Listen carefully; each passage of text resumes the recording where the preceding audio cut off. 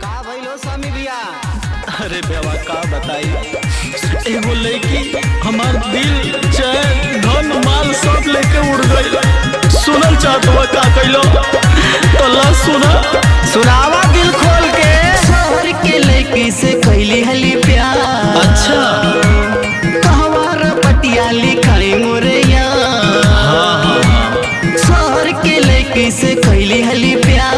कहवार पटिया लिखाई मोरैया। लेके दिल वो फरार, लेके पैसो फरार, लेके दिल वो फरार, लेके पैसो फरार। अरे बाप रे बाप, ऐसन हो गल भैया। हाँ भैया ऐसन बा। अरे कैसन रहल और का करे ले तो सुना। गाड़ी से घूमे ले लट छटका के। लूटे ले नया नया छौरा पटाके। गाड़ी से घूमे ले लट छटका के। लूटे ले नया नया छौरा पटाके।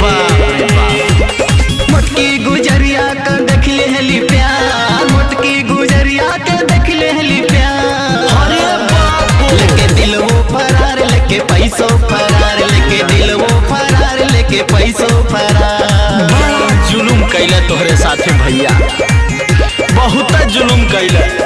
अब चला अब रपट तो लिखवाही के पड़ी। चला भैया चला, जहाँ लेके चले के बाद चल तनी। डर लागे सबका से कैसे बताएं। हमसे बतावा भैया, दर्दिया करे जाके कैसे दिखाएं। बात तो सही हो। डर लागे सबका से कैसे बताएं। दर्दिया करे जाके कैसे दिखाएं। टूटल बा दिल जैसे टूटे दीवार। टूटल बा दिल जैसे टूटे दीवार। एकदम तोहरे कलेजा पे लेके दिल बिजली वो गिर गई। फरार, लेके पैसो फरार, लेके दिल वो फरार, लेके पैसो फरार। अब तो भैया एकदम सबर का बांध तोड़ देलो। बहुत बेकार कैला तोहरे साथे। का करी भैया, जाके फंस गई न हो। तय अब गुठुली खा भैया। स्वामी जी ना जाई है शहर कमाए। काहे भैया?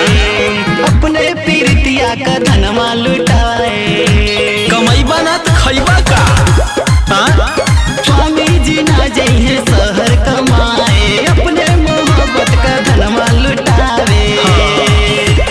कंचन पीरतिया निभौली न यार। कंचन पीरतिया निभौली न यार। लेके दिल वो फरार, लेके पैसो फरार, लेके दिल वो फरार, लेके पैसो फरार। कसम से कहा थे भैया, अब तो छोड़ा मत, रपट लिखाई दो।